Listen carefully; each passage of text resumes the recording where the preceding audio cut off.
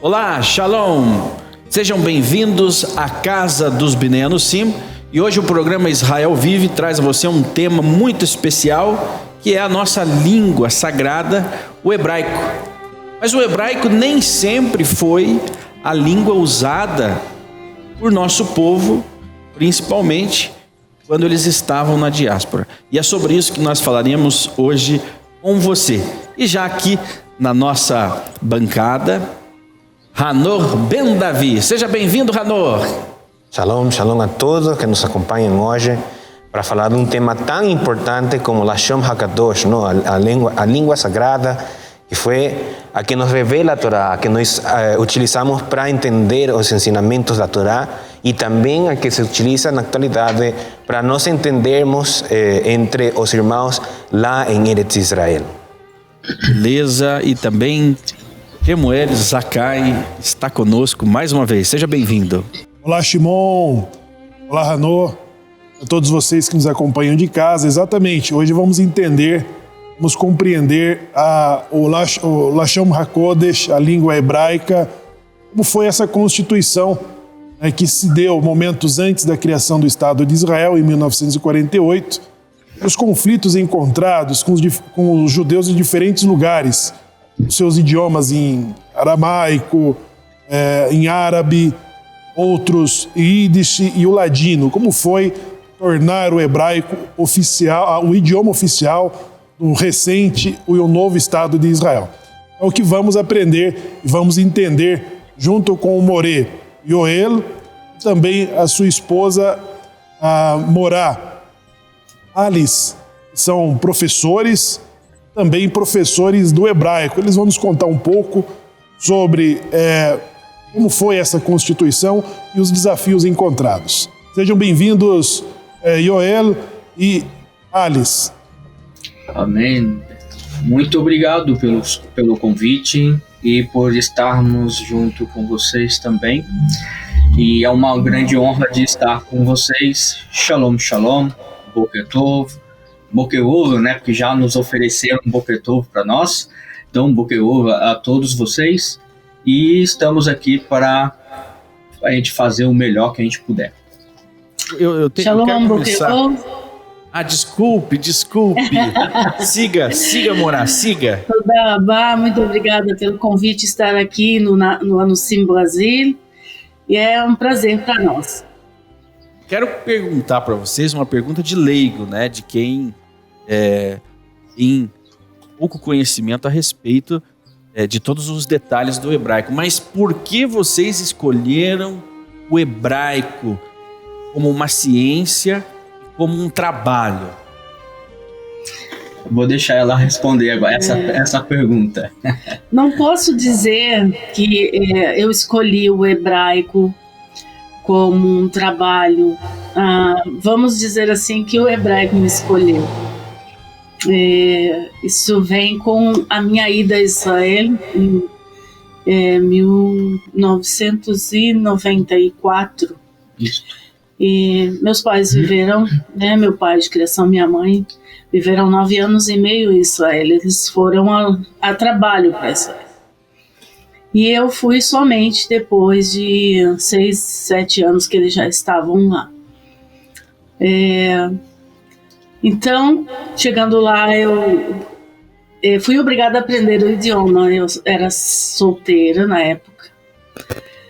E vamos dizer que quando eu fui aprender o idioma, tive uma grande surpresa, descobrindo, através de algumas pessoas, de judeus, de uma judia em específico, a minha descendência, né? Que meu sobrenome é um daqueles que ainda se conservam, preservam até hoje, inclusive dentre aqueles que passaram tudo que passaram na época ali da guerra, né, do Holocausto.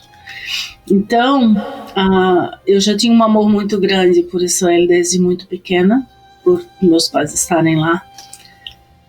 E então eu acredito que nesse momento ele foi algo muito maior. E o hebraico tomou conta do e a experiência de ter pisado em Israel foi algo que mudou totalmente a minha vida. Foi através de uma experiência, né? Você foi sendo puxada a fui atraída literalmente. A língua diferenciada, e aí ela traz um sentimento e ela te envolve de uma forma espiritual, inclusive espiritualmente. Diferente do inglês, do francês, do alemão, né? O hebraico, justamente, ele nos aproxima da consciência divina. Eu acredito. Verdade. Não sei se posso. Isso nos atrai. Pode, claro. Na época, eu já falava espanhol. Olha só. Né? Eu já tinha morado na Argentina há uns anos, né? Estudei lá. E posso te dizer que não é simplesmente a experiência de um idioma novo para você, não.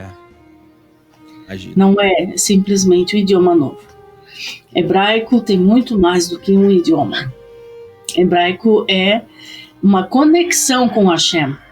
É diferente de qualquer outro idioma que você for aprender. Como diria, né, um idioma, o hebraico seria uma língua viva, né, uma língua realmente viva. Ela tem segredos por detrás das letras, por detrás das palavras. Então, quanto mais a gente vai entrando no mundo do hebraico, mais a gente vai se apaixonando pelo hebraico. Né? Não é como o português, o inglês, até mesmo as outras línguas judaicas, né? Como o Yiddish, né? O ladino, como já foi falado aqui, o Hakitia também é outra língua judaica, e assim outras e mais outras. É interessante porque o hebraico ele é vivo. Então não é simplesmente um Aleph, não é simplesmente um Beit, né? Tem tudo um por detrás das letras. Percebem? Ele traz aí justamente essa ligação entre o universo material, o universo espiritual, mais a sua mística. Mas além de tudo isso nos atrai, nós temos fato histórico, né, Shemuel Zakai? Fator histórico, né, de que não foi sempre isso para os judeus da diáspora, ou seja, foram mais de 1.800 anos falando o Yiddish, o ladino, o árabe, né? E também não foi fácil tornar esse idioma idioma oficial do Estado de Israel, já que os próprios judeus que já estavam envolvidos em outros idiomas, né, de que não tem essa conectividade de que descreve aqui o Moré Yoel, mas veio se tornar oficial. Nos conte um pouco, Yoel, sobre essas ocorrências, até que esses desafios encontrados. Percebem. Então, até o século XVIII aproximadamente, não havia assim um hebraico moderno, né? Na realidade, sempre era feito através do hebraico bíblico. Então, o hebraico moderno nasceu do hebraico bíblico, né?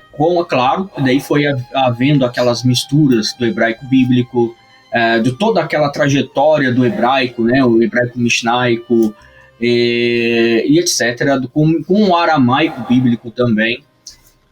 E aí houve a necessidade, até quando chegou ali mais próximo de nós, ali, a gente vai chegar ali já, que houve a necessidade de misturar as línguas. O Yiddish, como já foi falado, que era a língua que o povo judeu falava, falando do Yiddish, são os povos eslavos, né, os povos germânicos, que falavam então o Yiddish, e é uma mistura de línguas eslavas, germânicas com o hebraico, assim como também o ladino, né, que é uma mistura de hebraico com árabe, né, e português e espanhol, claro, vocês já sabem essa parte também. Mas tem muita gente que não sabe essa parte da história também.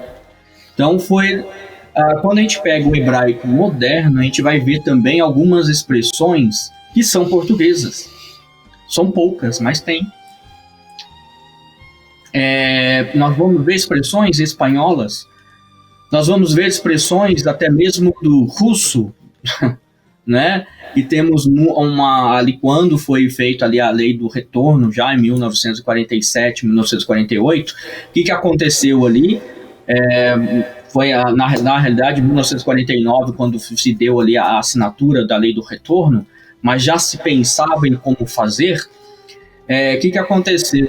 Muitos russos, milhares de russos, na realidade foi até uma numeração bem expressante, 1 milhão de russos que chegaram até Israel. Então vamos voltar um pouquinho na história novamente. Então temos muito russo, nós temos muito alemão, misturados no hebraico moderno. Por quê? Porque houve essa necessidade de se adequar ao hebraico bíblico, que não é tão fácil assim, né, com a modernidade.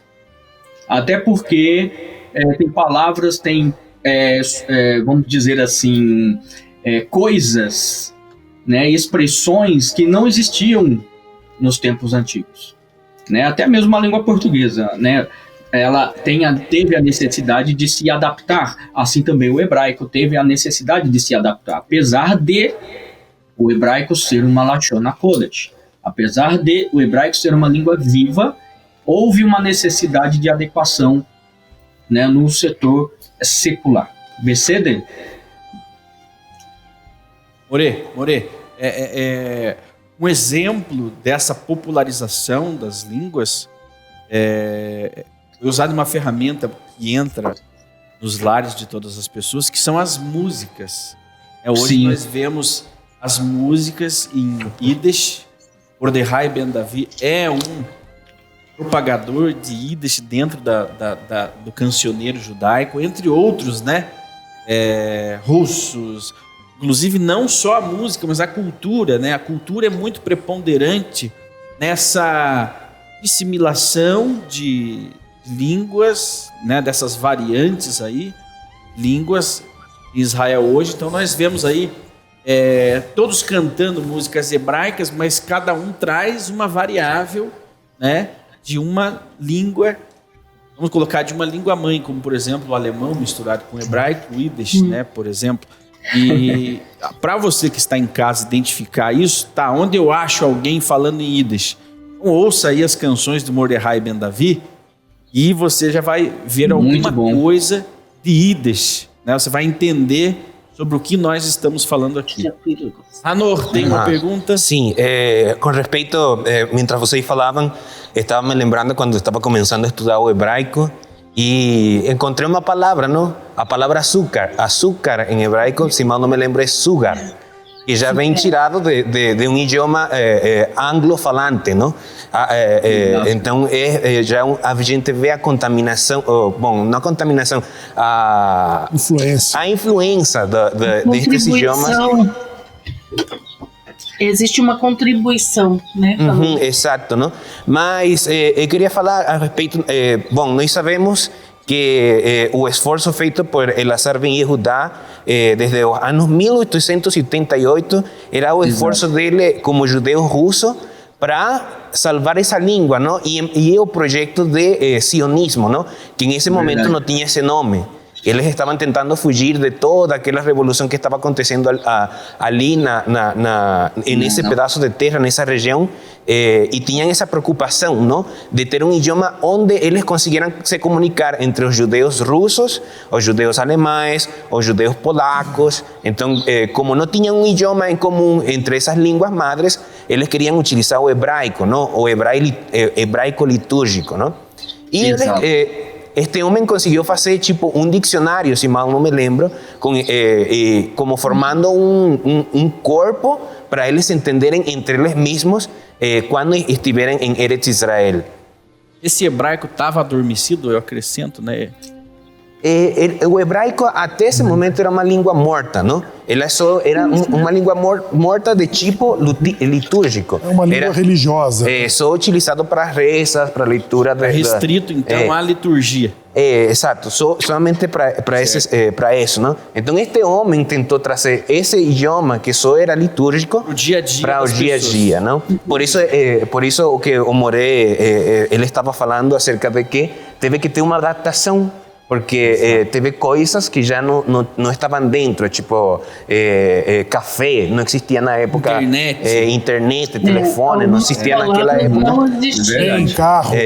Mas interessante ver uma coisa, não? Que a diferença do hebraico, que eu gostaria de fazer observação e também perguntar de uma vez, não? O hebraico, a diferença de outras línguas que também estão em essa adaptação, tipo, eu conheço o japonês, não? O japonês, ele em vez de colocar palavras novas para o mesmo, pelo menos para um aparelho novo, não? O telefone, sim, ele pega o nome do inglês, não? Mas em Israel existe uma academia que cada ano faz como 3.000 palavras novas em hebraico para contrarrestar essa influência. Então, por exemplo, surge um produto novo no mercado que vai fazer parte do dia a dia, né? Vamos supor que não existia o celular e passou a existir. Então, essa academia dá um nome em hebraico para esse aparelho. Sim. Olha só que interessante. Exatamente. E ela busca, né? E ela busca essas alternativas nessas variantes do Yiddish, ela busca do ladino, ela busca do próprio árabe, né? Para adicionar essa nova verdade. palavra. E até mesmo do aramaico também, né? O próprio aramaico. E do paleo-hebraico. Na Idade Média, foram várias tentativas, né? Mas era um idioma quase que elitizado, da erudição mesmo, religiosa. Foi observado no próprio Moshe Ben Maimon essas várias tentativas de tentar preservar e estabelecer o idioma hebraico entre as comunidades, quando então, dessas constantes, vai Eliezer Ben Yehudá, que ele fala, não é possível, se não for dentro da comunidade, dentro de Israel, que é quando ele migra para Israel para essa missão, no momento em que o sionismo não acreditava nesse milagre que era tornar o hebraico o idioma oficial, né? Encontrava-se muita oposição. É verdade. Samuel, uma pergunta, e pro Moré, para Morá também. Quando foi se estabelecer o povo de Israel em 1947, né? 47, 48, em Israel, a ONU, ela não decidiu sobre a língua. Foi apenas dado a terra. Sim. E os sionistas teriam que definir isso como uma cultura. Exato. É verdade. Na verdade, Shimon, Eliezer Ben Yehudá, ele já começou essa missão de estabelecer o hebraico entre os judeus que moravam na suposta Palestina. Foi preso pelos otomanos, né, que eram os mandatários da terra. Mas já no mandato britânico, os britânicos reconhecem o hebraico como idioma oficial daquele povo. Ou seja, antes da criação do Estado de Israel, em 1921 e 22, ou seja, momentos antes dele morrer, os britânicos então declaram o hebraico como idioma oficial. É isso, professor? Na realidade, começou aí mesmo, né? Até porque ali já começou, né, o levante, digamos assim, né, do sionismo, e aí começou então a língua hebraica a ser reconhecida e retornar, né, a ser falada pelos judeus, até porque, como o senhor mesmo falou ali, né, no início, o que eles falavam? O Yiddish, né, ladino, vamos falar de novo aqui, para ficar bem na memória do povo, e para depois chegar o hebraico. É isso mesmo. Uma coisa interessante, não, que eu estava estudando também, e é que o hebraico moderno teve antes e depois. Antes do 1948 e depois do 1948. Então existiu 2 momentos do hebraico moderno. Por que falo isso? Não? Sobretudo pela pronunciação. Falava muito acerca da pronunciação. E é uma coisa que eu queria perguntar para vocês, porque eu ainda não tenho ido para Israel, não tenho tenido essa oportunidade de chegar em Israel e não tenho a oportunidade de escutar eles. Já viu o verbo lá. Como é a pronunciação e tudo isso, não? Mas se sabia que antes dos 48, as pessoas que estavam chegando a esse território eram europeias, não? E essas pessoas europeias eram sobretudo ashkenazis, que falavam com esse sotaque alemão, sotaque russo, não? Então, falavam que antes do 48, a pronunciação do hebraico tinha perdido muito aquela pronunciação gutural, que é com garganta. Né? O gutural. Isso, o gutural tinha perdido algumas características que eram base no hebraico antigo, não? Mas depois do 48, quando os países árabes começaram a despojar aquelas famílias judias que estavam nos seus territórios, elas tiveram que ir de novo, voltar para Israel. Começou de novo a nascer esse hebraico que nós conhecemos agora, que também voltou com essa pronúncia cultural e com esse sotaque mais da Ásia, não? Exatamente, é bem interessante, né? De todo tipo, na realidade. E existe hebraico de todo tipo. Principalmente a letra Resh, né? Como eu tô falando aqui, né? Aqui, né? A letra que eu gosto de brincar, a letra do pombinho, né? O Resh, né? Resh. Ainda que tem alguns que pronunciam mais pesado ainda, como das falas árabe. A Morales, por exemplo, como morou em Israel, ela consegue falar este Resh um pouco mais pesado do que eu falo. Né? Então, e é diferente do Het, né? Pode falar. Essas diferenças é que vão distinguir as tribos ali, pessoas, né? Os círculos sociais das pessoas. Nós vemos na musicalidade, por exemplo, eu estou usando a música porque ela faz parte do dia a dia das pessoas, né?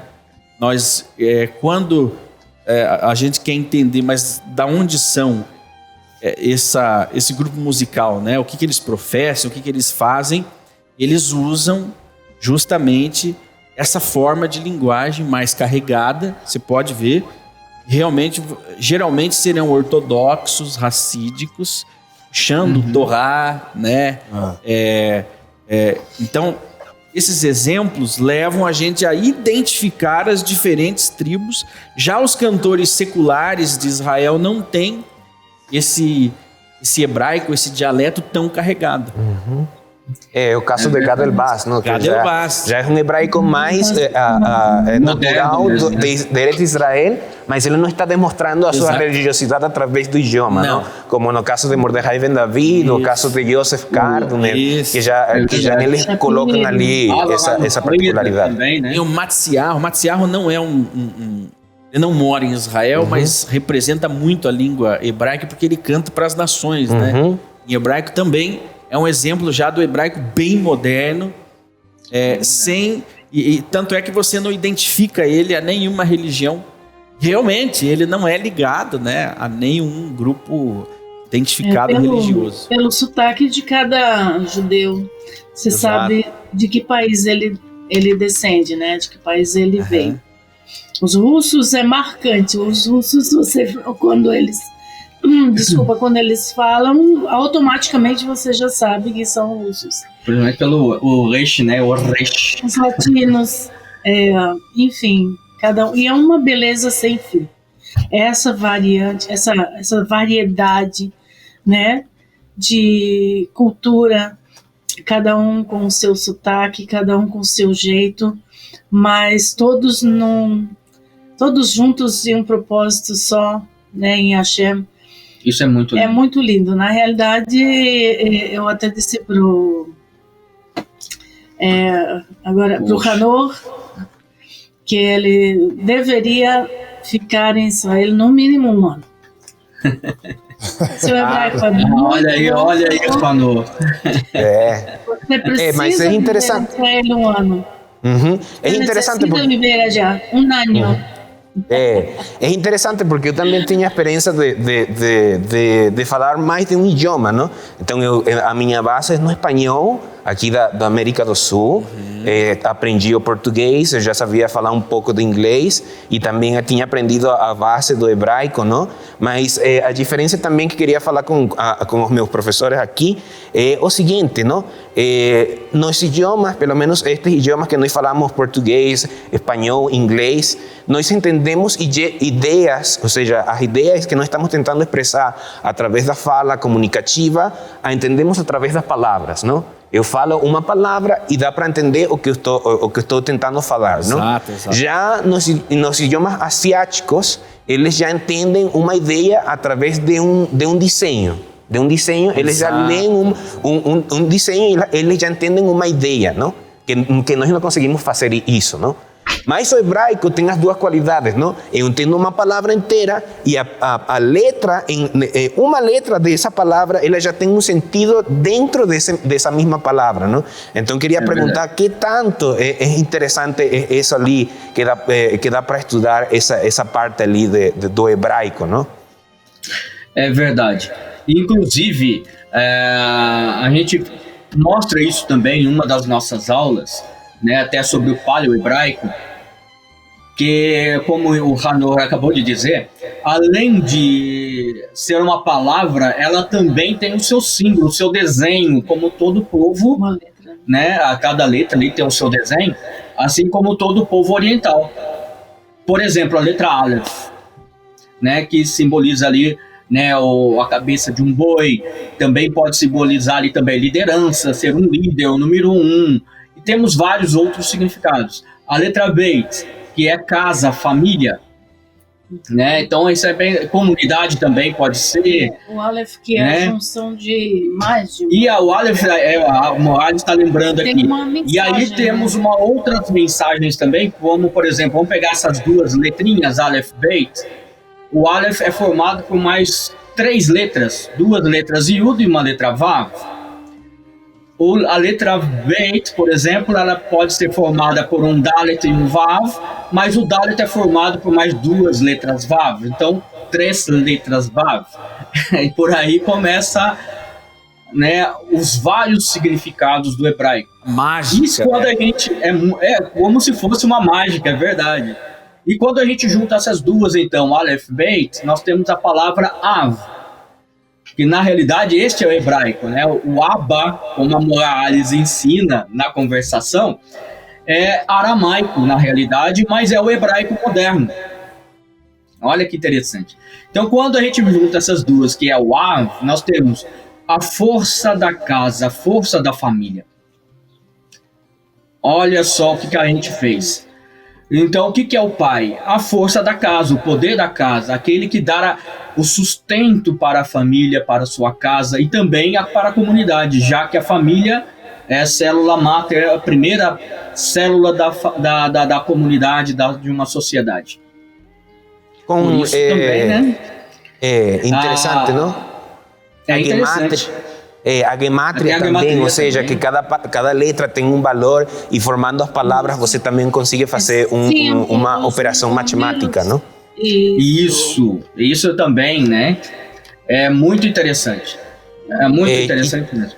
E tipo assim, o hebraico é até agora uma das poucas línguas, se não mal me lembro, a única língua morta que tem renascido deste tipo, ou seja, que se tornou a língua principal de um estado atual, não? Porque as línguas mortas normalmente elas não renascem. Tem pessoas que seguem falando essas línguas, como no caso aqueles que falavam romanos ou latim. O latim, não? Elas têm pessoas ainda que falam latim, mas realmente isso não se tornou o idioma de um estado, uma representação uma nação, né? governamental, não? Então, qual é a importância ¿qué tanta importancia, sobre todo con amor a Alice, ¿no? ¿Qué tanto es a importância das pessoas lá em Eretz Israel, eles entenderem realmente o hebraico, ¿no? Si eles conseguem entender que é todo um movimento que antes do 48 ou antes dos anos 1900, não tinha essa oportunidade, se não só nas rezas de escutar esse idioma que eles estão falando agora, não? Como um idioma comum. Visto que o inglês ele está muito mais latente, seja em qualquer lugar do mundo, sempre a segunda língua, né? Ou aquela a qual você vai fazer negócios. Aí é que a coisa pega, né? Porque é a língua do dinheiro, é o inglês, né? Então, poxa, eu que sou um estrangeiro e vou para Israel, para mim é muito mais fácil de repente aprender o inglês do que me dedicar ao hebraico. São os dominantes, né? Os idiomas dominantes. Até no comércio, né? Na tradução científica, né? Por exemplo, quando os árabes dominaram a Península Ibérica, então o volume de produção científica, poesia, da literatura, da arte, da ciência, e que se multiplicou em espanhol. Então, depois do inglês, se você não acha um artigo, o espanhol é o segundo idioma que mais oferece resultados de pesquisas, né? Então, são os idiomas dominantes. Inclusive, nós tivemos um caso em que 2 universidades alemãs se estabeleceram em Israel e ela disse que o idioma oficial da universidade seria o alemão e não o hebraico. E houve esse conflito, né? Porque a universidade alegou de que não havia artigos, não havia recurso técnico para usar o idioma na universidade, até que isso foi revertido e o hebraico ele supriu essa necessidade e a universidade adotou o idioma hebraico como oficial dela. Essas 2 universidades alemãs. É uma coisa detalhes, que se entende, né, Shmuel? Nós entendemos isso, da questão de que as pessoas comercialmente ou, enfim, prefiram um idioma como o inglês. Mas eu sou muito apaixonada pelo hebraico. Então, o que acontece? Eu sempre falo para os meus alunos, alguém os questiona por que aprender hebraico, uma língua que você não vai utilizar. Depende de que lado, de que forma a pessoa está vendo isso, né? De uma forma secular. Mas nós que temos, né, nós que temos a descendência, ou aqueles que não têm descendência, mas são amantes, né, amam a Israel, que tem algo que os chama. Eu sempre digo a eles, hebraico vai muito além de idioma. Além dele ser um símbolo, dele ser uma letra, dele ser um numeral, né, os caracteres, o Aleph Bet, ele vai muito além. Ele tem toda essa parte, como nós já falamos no começo, espiritual, né? Ele é vivo, ele contribui, ele te traz coisas maravilhosas de um lado assim que a gente não consegue explicar, talvez, isso para alguém que não veja da mesma forma que nós. Mas o hebraico é o Lashon HaKodesh. Ele tem toda uma base, ele tem todo um suporte para o ser humano. E eu vou dizer uma coisa que eu sempre falo para os alunos, nós precisamos do hebraico. Por exemplo, a palavra homem e mulher no português. Homem, mulher, não tem associação nenhuma.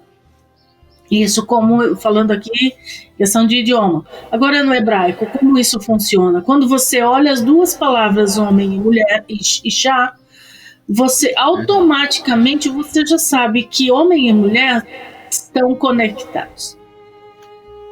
Que eles têm a mesma base, que eles têm a mesma estrutura. Tem tudo a ver. E no hebraico tudo tem um porquê, um para quê, tudo tem um ensino, tudo tem para nós um crescimento, tudo tem para nós uma edificação, um fortalecimento. o próprio idioma, quando você o estuda, se você tiver uma visão de que quer extrair tesouros dali, você nunca sai vazio. É diferente de qualquer outro idioma. Uma letra é simplesmente uma letra. E no hebraico, não. O hebraico é Hashem falando com você todo o tempo. Se você quiser. E se você procurar, você encontra. É diferente. É rico. É interessante, não? Porque tem um ditado, não? Você fala com com uma pessoa, você fala com ela no seu segundo idioma. Pelo menos você fala comigo em português. Sim. E eu vou entender com meu cérebro, não? Mas se você falar com uma pessoa no seu idioma nativo, você vai falar com o seu coração. Verdade. Ou seja, ele vai conseguir entender com o coração, não?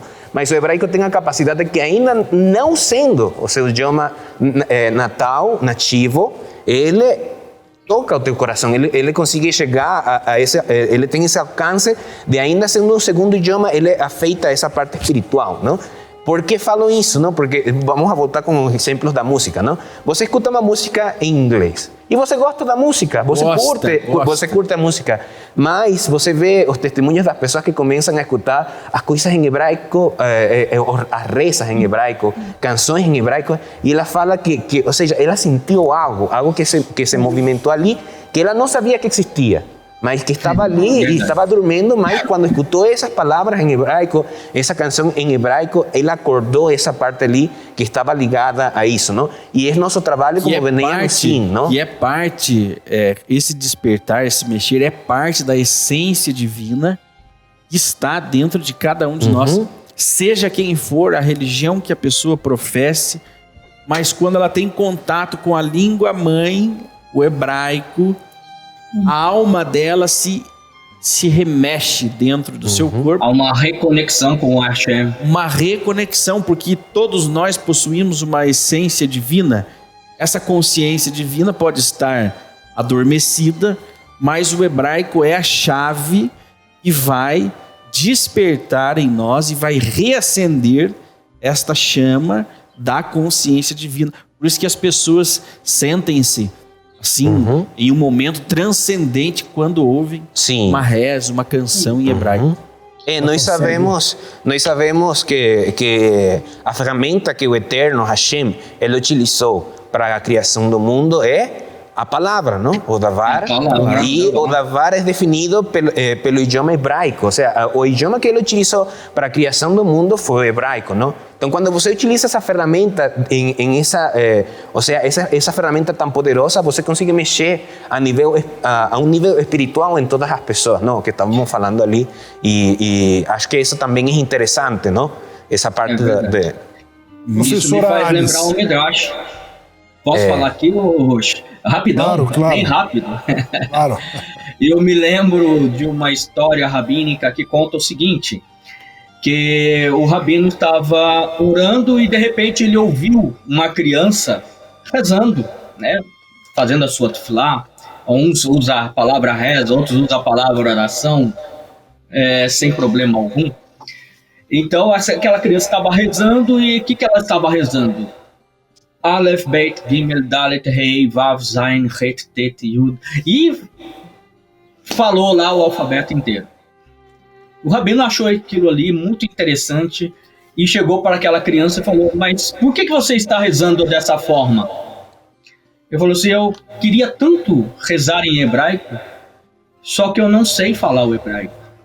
A única coisa que eu sei do hebraico é o alfabeto, é o Aleph Tav. Então eu dou para Hashem todas as palavras, todas as letras, e ele toma cada letra dessa do alfabeto, do Aleph Tav, e ele sabe que está dentro do meu coração e me retorna aquilo que eu desejo. Ou seja, Hashem que deforma as palavras do alfabeto que estou dispensando na minha intenção, né? BC. Professor Morá Alice, você foi para Israel, aprendeu lá o hebraico e depois se tornou professora da mesma escola. Nos conte um pouco essa experiência. Então, na realidade, eu fiz alfabetização no Ulpan, né, em uma cidade no sul de Israel.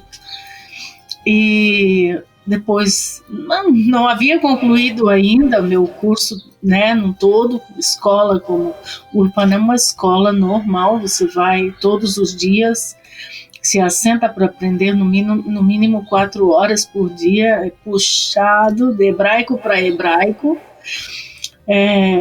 Tem muitas histórias interessantes, uma turma de russo com americanos e poucos brasileiros na época. Eu consegui terminar esse curso, mas antes mesmo de ter terminado, né, totalmente ali o meu aprendizado no Ulpan, os amigos vinham, os amigos vinham, passa para mim o que você está aprendendo. Então eu comecei a repassar, antes mesmo, não foi intencional, nunca foi. Na realidade, nunca foi, eu nunca imaginei que daria aulas de hebraico. Nunca foi um projeto meu, entendeu? E antes mesmo de terminar, a gente já começou a repassar. E repassando, cada vez aprendia mais. E como eu não tinha vida social com os brasileiros por ser solteira e todos eram casados, então eu me relacionava com outros jovens israelenses, né, com outras famílias, geralmente sempre dentro de um contexto judaico. E onde que eu fui então acelerando e repassando. Morei em Tel Aviv, lá conheci uma comunidade e onde então repassei também para algumas pessoas, né, da fala espanhola. Por falar espanhol, né, que era segundo idioma que eu usava com as pessoas que geralmente não falavam hebraico, porque o meu porto seguro era usar o que havia aprendido e crescer cada vez mais. E ali eu comecei então repassando e foi. No Brasil não aconteceu diferente, assim, logo que eu cheguei, fiz um trabalho para uma faculdade, né, para uma escola, ajudei uma aluna a fazer o papiro e escrever, e logo já me chamaram para dar aulas na escola, e assim foi. Eu tive que optar em pôr a vergonha no bolso e ir dar aula, né? Falei para eles, olha, eu não sou professora, né? Eu não cursei aí para, não sou formada professora. Ou não, mas você fala bem, você lê, escreve. Leio, escrevo, falo, não tenho problema quanto a isso. Então, é isso que nós não sabemos. Você pode nos ensinar isso faz mais de 20 anos, né? Isso fazem mais de 20 anos. Uau. Então, depois disso, como realmente há 20 anos atrás no Brasil veio uma necessidade muito grande, maior do que se hoje já há, se existe, na época era muito maior. E eu, então, me lancei e entendi que era um propósito de Hashem, um propósito para que as pessoas também tivessem acesso ao original, para que as pessoas também tivessem acesso a emuná, né, dentro de um contexto judaico. Hoje, depois de muitos anos, a gente tem aí um projeto, né, de ensinar a quem vier até nós, principalmente, sim, judeus, descendentes de judeus, como vocês mesmos disseram.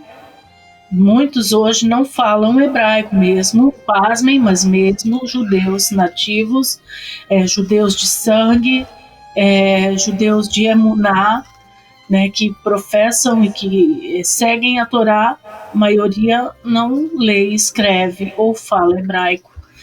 Então, nosso desejo é contribuir, é ser uma brachá na vida dos nossos ahim, para que eles também tenham, aqueles que desejam, tenham também acesso ao hebraico. E não é tão difícil quanto parece quando nós mostramos aí o projeto que a gente tem, né? A nossa alfabetização é uma coisa prática. Eu coloco para os nossos alunos, mesmo que aprendi no método Ulpan, que é um método para novos imigrantes, então geralmente adultos, e não é uma coisa complicada, embora a minha professora não fazia parecer tão fácil, né? Então eu aprendi com isso, e nós formamos então um método, criamos um método mais prático, sabe? Para que a pessoa não tenha tanta dificuldade quanto eu tive. Eu tive que muitas vezes pedir a Hashem que não me deixasse parar lá em Israel, porque eu não sabia pedir água quando cheguei lá, embora minha mãe já falasse hebraico, né? Meu pai pouco, mas minha mãe falava fluente e queria me ensinar quando eu criança, com 10 anos, e infelizmente não aproveitei. Então quando cheguei lá, tive que aprender na escola e não era tão fácil assim, gente. Então, aproveitando a dificuldade que eu passei, nós bolamos um plano de aula, uma forma mais prática, sabe? Olhando todos os desafios que os brasileiros passaram e os latinos que eu ensinei, já entendendo quais seriam suas dificuldades, nós fizemos algo diferente E estamos aí há 20 anos já, temos muitas pessoas que foram alfabetizadas, tenho alunos até hoje que há 20 anos atrás foram alfabetizados e ainda sabem o que aprenderam. E já é uma grande coisa, porque se não acompanha ou se a pessoa não dá continuidade aos estudos, não pratica, ela perde. Então, mas Baruch Hashem, estamos satisfeitos sabendo que podemos sempre crescer e melhorar, né? Exato, professor, exemplo, né, do estabelecimento desse idioma como idioma oficial do Estado de Israel, nós temos esse novo acontecimento no Brasil, dos descendentes, né, que fazem retorno, como foi dito pelo Shimon e o Hanô, essa conexão através da música, das rezas, desse contato com a comunidade. Então, hoje já existe nos nossos livros de rezas uma coisa, eu não sei se isso contribui, mas talvez no primeiro momento, a transliteração, né, que as pessoas tenham acesso à sua liturgia religiosa, né, mas isso precisa ser superado pela alfabetização, da pessoa aprender o hebraico, da pessoa ter esse idioma sagrado. Eu acredito ser estratégico, porque os judeus, eles estão espalhados, continuam espalhados, mesmo com a criação do Estado, em todos os polos comerciais do mercado do mundo, em todos os continentes, né? E ter esse idioma eu acho que é melhor do que ter o próprio inglês ou espanhol, né? Então, torna-se útil na religiosidade, na conexão espiritual, né? Na vasta literatura, por exemplo, a explicação da lei escrita, o Talmud, a própria Cabala, toda essa literatura, você vai ter acesso se você for alfabetizado, se você tiver o hebraico, né? Então, eu acredito que a tua experiência de 20 anos e também a do professor na comunidade no Brasil venha a contribuir com esses novos judeus que estão retornando, com a extrema necessidade de aprender, de serem alfabetizados no hebraico. Shmuel, nós estamos indo nos instantes finais da nossa entrevista com eles, mas eu já gostaria de perguntar a eles questão de tempo. Por quê? Muitas pessoas que nos acompanham têm o desejo de ir para Israel para viver lá, né? Então, professora e professor, qual é o tempo médio de uma alfabetização para que uma pessoa possa chegar em Israel e se comunicar? Olha, falando de quem está aqui, né, sendo alfabetizado, deixa eu só dar um parecer em relação a quem está em Israel. Em 3 meses, você já sai para a rua falando o básico para ir ao mercado, para ir ao banco, para ir ao correio, né, para fazer o que você precisa fazer. Agora, aqui, eu posso dizer para você que na nossa primeira e segunda aula, a pessoa já tem o seu contato e já lê suas primeiras palavras. Olha só. Ok? Olha só. Isso é fato.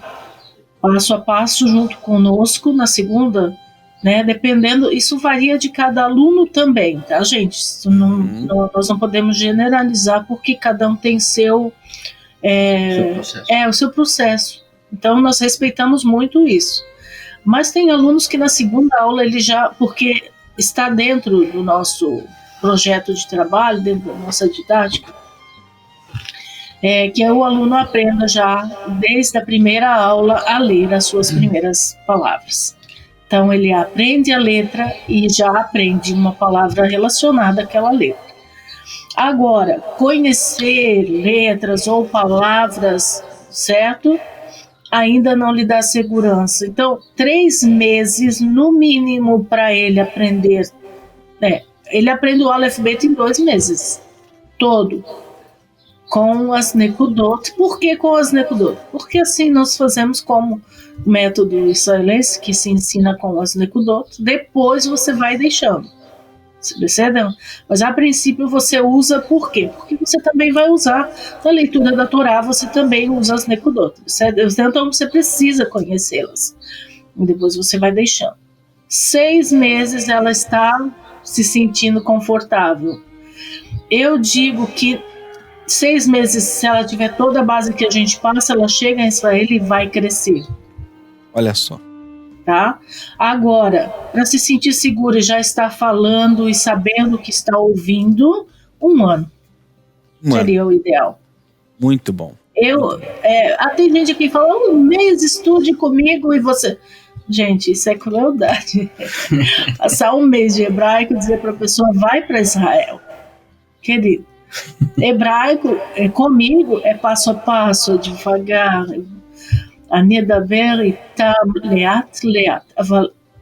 Eu vou falar com eles devagar. Agora eu chego em Israel, ninguém fala leat, ninguém fala devagar. Todo mundo fala correndo e a pessoa não vai conseguir assimilar, mesmo que ela já conheça as letras, que ela saiba, não vai conseguir entender nada, sabe? Então, eu não diria que 1 mês, 2 meses, 3 meses, 3 meses, né? Como eu falei, ela vai se sentir bem confortável em relação às letras e montagem de palavras e ler frases. Vai ler, pode até já começar a ler a Torá. Agora, varia de aluno para aluno e segurança mesmo para conversação, 1 ano. Existem alunos que 6 meses conseguem, mas são alunos aplicados. Eu me lembro que quando a primeira vez que eu escutei o hebraico atual, eu comecei a cantar aquela canção, conhece aquela canção do Yaakov Shweki de Matovu? Ele fala ma, porque eu não entendia nada, estava muito rápido, mas que... Então eu não conseguia, a rapidez que eles utilizam para falar uma oração, ou seja, para eles falar o que eles te querem dizer, é muito rápido, não? Então eu não estava acostumado a essa velocidade ainda e eu fiquei, rapaz, mas que é isso? Não entendi nada, não? Mas com o tempo a prática faz o mestre, não? Em Israel hoje no dia a dia, você chega em Israel, você pode pedir café, Mercedes, você pode pedir o que mais? Coca-Cola, pode pedir banana.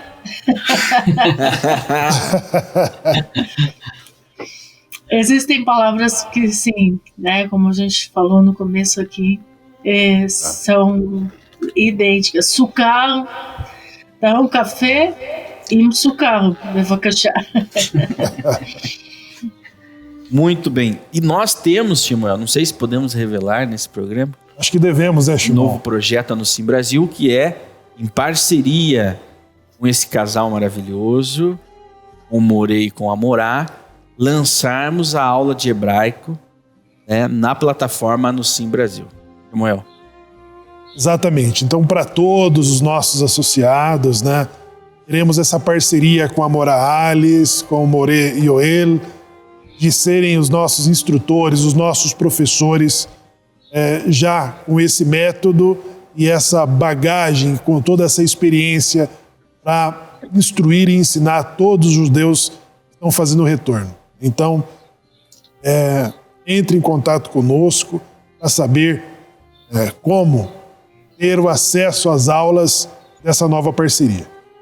E tenho certeza que serão aulas que farão você se desenvolver. E para o desenvolvimento da comunidade Anusim Brasil, nós chegamos a um ponto que é necessário você aprender o hebraico, né? Para que a gente dê um passo à frente desse que nós estamos caminhando hoje. Precisamos que você aprenda o hebraico, que você estude o hebraico. Isso será muito importante, principalmente na alfabetização ou na educação religiosa, cultural das nossas crianças, dos nossos filhos, da comunidade em geral.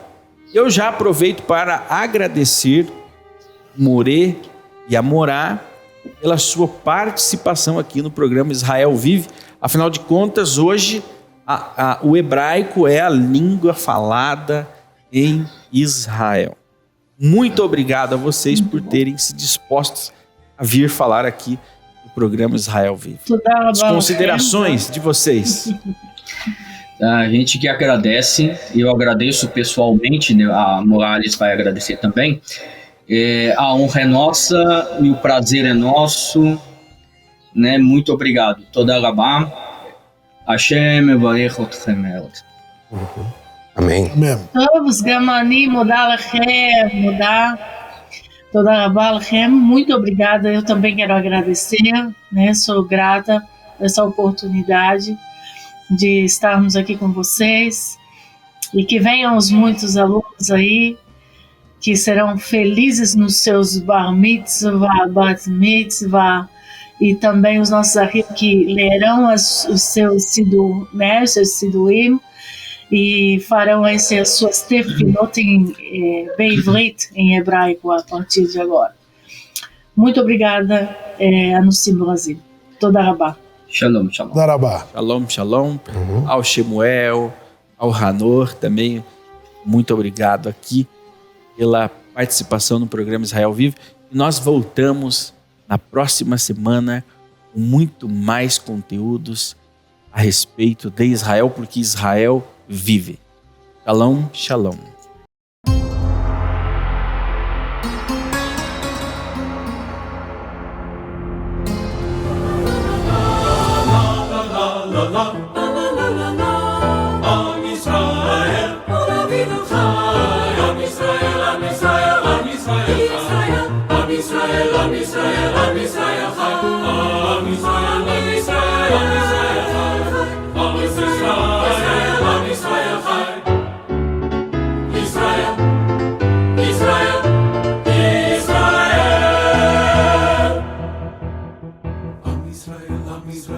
Israel,